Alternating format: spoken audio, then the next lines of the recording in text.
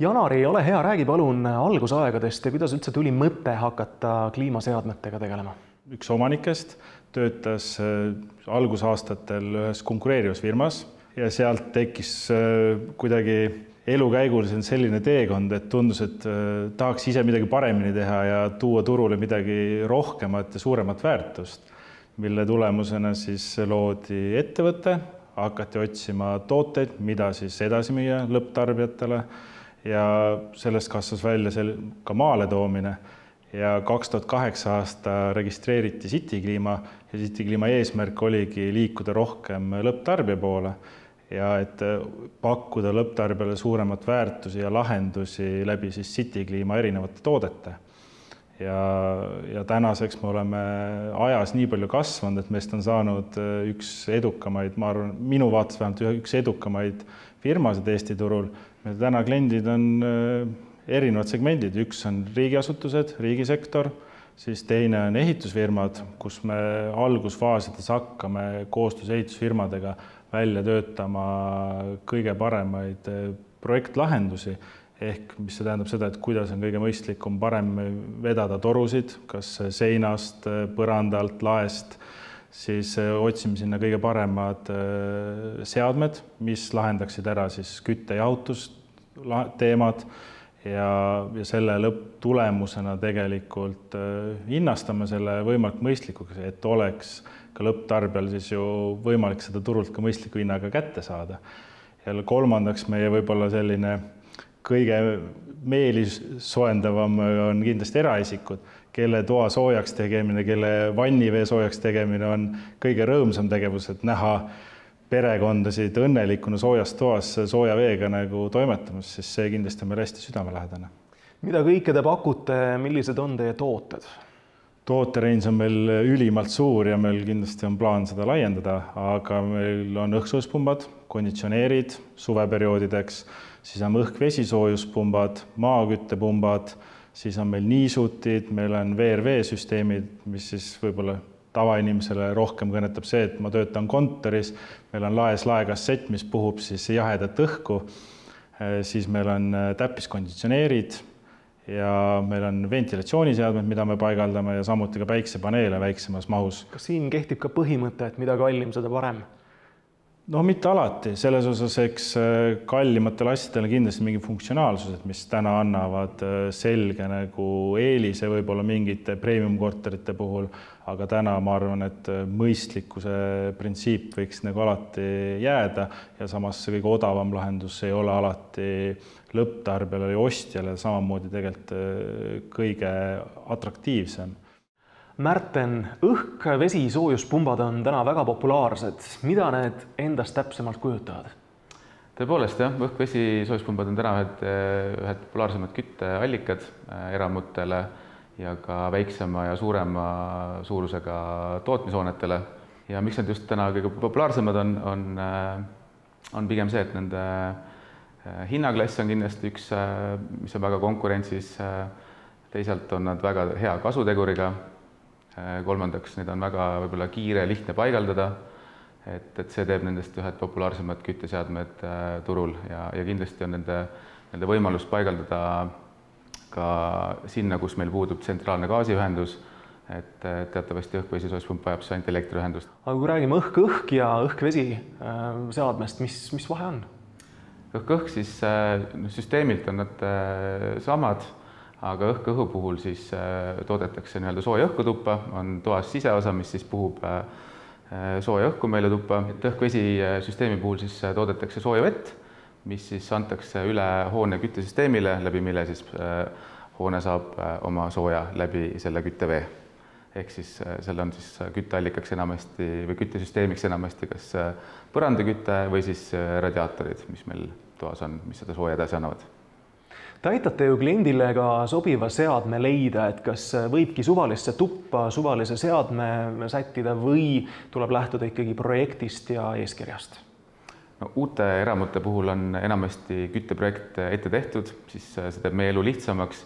Seal on ette antud ka siis juba nii-öelda küttevõimsused, et teadmaks, kui võimast pumpa me sinna sellesse hoones siis pakume. ette selles mõttes pole antud, et kas nüüd peab olema tingimata põrandaküte või radiaatorküte, siis sõltub juba lähtuvalt võimalustest ja nii-öelda sobivusest siis antud hoonesse, et selles osas ei ole vahet, kumba eelistada. Väga aktuaalsed on täna ka küsimused börsi jälgimise kohta, et kuivõrd on võimalik seda teha teie seadmetega? Võimalik on teha, et meie seadmed toetavad börsi jälgimisseadmeid nii-öelda ja on võimalik sinna liidestada siis juurde börsi jälgija, läbi selle siis seadet juhtida siis vastavalt elektrihinna läbi, mis siis see börsi jälgija ette annab. Ja kindlasti on võib-olla börsi jälgimine olnud aktuaalne, eriti kui olid meil kõrged energiahinnad siin, et võib-olla ma nimetaks ka ära ühe nii-öelda võib-olla sellise teist poole, et miks see võib olla nagu ka kahjulik. Ehk siis kui toome näitena, et meil on karge talvepäev, börsi jälgija vaatab, et see hind läheb meil kõrgeks, lükkab meile selle küttesüsteemi välja. Näiteks on meil siis hoone circa 6 tundi ilma kütteta. Selle ajaga jõuab juba meie maja piisavalt maha jahtuda, et kui nüüd see süsteem näitab, et nüüd me saame jälle seda nii-öelda süsteemi või kütteseadme tööle panna, siis see seade hakkab tööle täieliku 100% koormusega ja seeläbi siis võimalik, et tarbib ka oluliselt rohkem energiat, kui ta oleks tarbinud siis selle kõrgema hinnaga, et seal peab ka seda poolt nagu arvestama, et see on üks koht nii-öelda, millele ka tähelepanu pöörata. Miks kliendid peaksid toote ostmise puhul eelistama just selliseid suuremaid firmasid? Põhjused on rohkem kui üks, ehk siis ma arvan, esimene on see, et ütleme, et küttesüsteem on, ma ütleks, maja süda. Meil võib olla ilus uhke maja, aga kui meie küttesüsteem on valesti ehitatud või puudulikult ehitatud ja on teinud seda ebaprofessionaalsed nii-öelda töötajad, töömehed, siis võib juhtuda, et süsteem ei tööta korrapäraselt või ka töötab puudulikult. Siis ongi põhjus, miks võib-olla valida suuremaid ettevõtteid, kellel on kindlasti professionaalsed töötajad, paigaldajad, kes on oma ala professionaalid, teavad, mida täpselt teha, sest antud töö on ikkagi üsna spetsiifiline ja nõuab ikkagi teatavat spetsifikatsiooni ja teadmisi. Ja lisaks sellele on järelhoolduse pool, et võib-olla väiksemate ettevõtete puhul, ütleme nii, et ongi selline paari mehega ettevõte, neil puudub selline hooldusmeeskond, hooldustiim, kes siis hiljem saaksid seda seadet tulla üle vaatama, et mis liigub, see kulub, et oleks siis nii-öelda kindel tagatud alati see järelhoolduse pool, et nii ka meil on, ma arvan, Eesti üks suurimaid hooldustiime, kes siis on üsna operatiivsed ja kiirelt reageerima, sest kui midagi küttesüsteemiga juhtub, siis tavaliselt me vajame ikkagi abi kohe, sest me ei saa ju lubada, et meie nii-öelda hoone või kodu maha jahtub ja külmas kodus on raske olla või ei taha seal olla, et see on kindlasti üks ka suuremaid põhjuseid, miks valida võib-olla suuremaid ettevõtteid. Janari, te pakute ka ju soojuspumpade hoolduse ja remonditeenust, et kui tihti tuleks üldse hooldada? Täna seadmeid tuleks kõiki tegelikult hooldada 1 kord aastas vähemalt, kuna me elame kliimavööndis, kus on 4 aastaaega, siis kõik seadmed vastavalt erinevad aastaaegadel saavad natuke rohkem vihma, lund, päikest, kuuma ja see nõuaks kindlasti tihedam, vähemalt korra aastas tehnika ülevaatamist, et oleks tagatud seadme töökindlus vajadusel. Kas te pakute seda hoolduse ja remondi teenust ainult oma klientide seadmetele? Meil täna hooldusosakond tegeleb tegelikult avariidega, garantiitöödega, hooldustöödega ja lepinguliste klientidega. Täna hooldustööd ja avariitööd me teostame tegelikult ka mitte ainult enda klientidele, vaid ka nende klientidele, kes on ostnud seadmed kolmandad ettevõtted, et tagada ka nende heaolu ja rahulolu ka siin igapäevases elus. Siis meil on loomulikult ka garantiitööd me teeme nüüd ainult puhtalt me enda paigaldatud ja müüdud seadmetele. Garantii täna on eraisikutele 2 aastat ja selle aja jooksul me anname endast kõik, et tagada seadme igapäevane töökindlus vastavalt aastaajale. Ja viimaseks on ju meil lepingulised kliendid, kes täna on meil suuremad ettevõtted nagu Luminori hoone, Merofis, kus me käime hooldamas, on kortermajad, et igapäevaselt töö toimuks sujuvalt ja samamoodi suuremad riigiasutused, kus me tagame serveriruumide tööd, et ei oleks ülekuumus, et me kõigi taristu funktsioneeriks ja samamoodi ka sideteenuste keskused, et me sideteenuste serveriruumid oleks samamoodi õige temperatuuriga, aga nende viimaste 2 asutuste puhul ja hoonete puhul me kindlasti peame, reageerimisajad peavad olema ülimalt kiired, selleks, et kui seal temperatuur läheb liiga kõrgeks, siis on halvasti. Kui rääkida tulevikus, siis kogu maailm liigub ikkagi kaugjuhtimise suunas ja kuidas nüüd teie seadmetega on, kas ka neid on võimalik varsti ainult arvutist juhtida ja jälgida? No tulevik täna, kui rääkida tehastega, siis selgelt on see, et me liigume selles suunas, et kõik on tulevikus rohkem läbi interneti juhitav, vaadatav. Loomulikult see ei päästa sellest, et tehnik ei peaks koha peal käima. Selleks, et mõnedel juhtudel tuleb seadmeid koha peal mingite varuosadega täiendada, vahetada, aga täna juba on tegelikult teatud seadmevalik kaugjuhtimisega võimalik vaadata, mis rike, mis probleem on ja tehnikul on tänu sellele oluliselt lihtsam minna juba koha peal õige varuosaga ja see seade koheselt, kiirelt ja efektiivselt korda teha. Helina, City Clima on Atlantic soojuspumpade ametlik maaletooja juba 2013. aastast. Mis selle toote nii kvaliteetseks teeb? Atlanticu soojuspumba teevad kvaliteetseks 2 sõna. Üks nendest on kogemus ja teine nendest on koostöö. Kogemuse all ma pean silmas seda fakti, et Atlantic Group siis alustas tööd juba 1968. aastal ning on sellest ajast peale olnud tegev siis soojussüsteemide väljaarendamises ja müügis. Juba ligi 15 aastat on Atlantic teinud koostööd Jaapani firma Fujitsuga.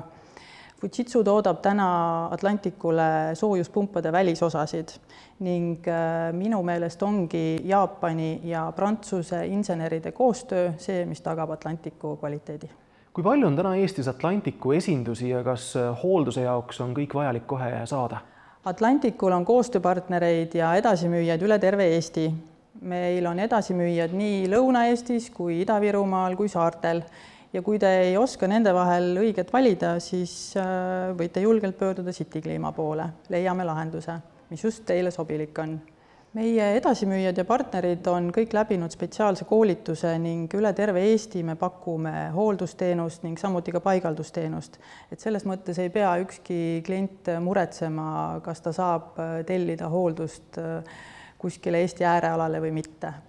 Tallinna varuosade laos on meil olemas kõik vajalikud varuosad selleks, et ükski klient ei peaks kaua ootama. Mis on täna selles sarjas kõige uuemad tooted? Atlanticul on just äsja välja tulnud ja ka täna Eestisse saabunud uus seeria Xtra M. Seni oleme müünud siis Extensa mudeleid ja Excelia mudeleid, mis on tavalised hüdrosplit süsteemil töötavad õhkvesi soojuspumbad. Aga mis teeb Xtra M-i eriliseks, on see, et teda on saadavas 3 eri versioonis. Monoblokina, hüdrosplitina ja tarbevee-boileriga. Mis teeb monobloki eriliseks, on see, et seadme välisosas asuvad kõik kütmiseks vajalikud agregaadid. Seal asub nii soojusvaheti, kompressor kui ka külmaine ring. Ja see teeb seadme turvalisemaks, sellepärast et külmaine ring ei käi läbi elumaja. Kui suured hooned on võimalik Atlantic pumpadega ära kütta? Kõige väiksemad mudelid suudavad ära kütta umbes 40-50 ruuduse maja, kõige suuremad 250-270 ruuduse maja. Kui aga ehitada välja mitu küttesüsteemi või paigaldada seadmed kaskaadi, siis on võimalik kütta ära ka suuremad hooned, näiteks hotellid, meditsiiniasutused, koolid, lasteaiad ja nii edasi. Atlanticu soojuspumba teeb aga eriliseks temas peituv koaksiaalsoojusvaheti, mis on ummistuskindel ja mis sisaldab juba endas väikest puhverpaaki, mis tagab seadme pikema eluea. Janari, mille suurega te olete juba hakkama saanud või mille üle te kõige rohkem uhkust tunnete? No me oleme teinud ikkagi viimasel ajal väga uhkeid projekte tegelikult, mille üle kindlasti siin just Tallinnas ja ka teistes suuremates linnades nagu võime rahul olla. Tallinnas kindlasti võime väga uhked olla Confido ärihoone ehitamisel, mis on VRN-is. Eelmise aasta lõpus ja siin natuke ka aasta alguses me lõpetasime Keila haigla 7 korrust. mis on kindlasti just haiglat vaadates selline meie jaoks üli väljakutsuv ja teistpidi väga oluline objekt, et see sai nagu ilusti ehitatud. Siis me kindlasti oleme väga rahul Pirita tee ääres oleva Meerhoffi majaga, kortermajadega 2, kus on samuti meie käsi külge pandud ja kui sõidad sealt Pirita teelt mööda, siis on uhke vaadata, et sellised 2 suurtorni seal püsti seisavad. Ja kindlasti Õismäe spa, mis sai sellel aastal ju ka valmis ja saavad pered lastega käia sulistamas, et seal kindlasti on ka meie käsi küljes ja mille üle me kindlasti väga õnnelikud oleme. Ja loomulikult ka suuremad arendused, mis on just Tabasalu pool, et Diskrojad ja Lukarannad, mis on samuti täna, kus pered elavad juba sees ja kus hakkavad sees elama, et samamoodi südant soev, kui akentest tuli põleb, siis on hea vaadata, et on midagi hästi tehtud.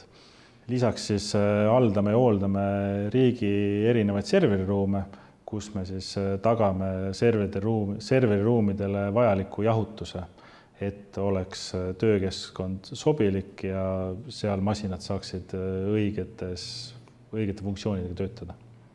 Teil on nii palju tooteid, nii palju teenuseid, et kui suur teie meeskond on, et kõik see ära teha? Täna meid on 19 inimest ja me oleme täna tuleviku vaates inimesi juurde värbamas, sellepärast et nõudlus on olemas jätkuvalt. Me näeme seda, et kui me teeme midagi hästi, siis inimesed pöörduvad aina rohkem meie poole ja et kõik inimesed saaks toad soojaks ja probleemid, mis on ajas tekkinud, kas kellegi teise või meie enda võib-olla mingid tulemusena lahendatud, siis meil on vaja kindlasti ka hooldusmeeskonda ka täiendusi. Nii et huvilisi kindlasti on ja ruumi ka on? Ja ruumi on ja kui ei ole, siis tuleb ruumi juurde ehitada, et mahuks. Ma märkasin siin teie kaunis majas, et on olemas ka õppeklass. Kes sinna oodatud on? Õppeklassi on meil oodatud, meie praegused müügijuhid, meie praegused projekteerijad ja kaasa arvatud ma ise käin seal õppeklassis õppimas vahepeal erinevaid seadmeid tundma, et ka ennast kurssi viia, millega me tegeleme ka ehk väljaspool kontorit. Aga täna vaadates tõesti õppeklassi, siis õppeklass meil on innovatiivne, me oleme sinna paigaldanud täna siis kõige enam müüdamad tooted, mida me siis saame tehniliselt näppida, katsuda ja teha endale selgeks, mille tulemusena kõik uued, keda me täna otsime ja kes on tulnud, siis me oleme teinud neil õppeklassis väga süvaõppe, koolitanud neid välja aru saamaks, mis vead, probleemid võivad esineda ja samamoodi näidata ka uuele inimesele, et kuidas üks küttesüsteem peaks välja nägema. Keda täpsemalt te ootate?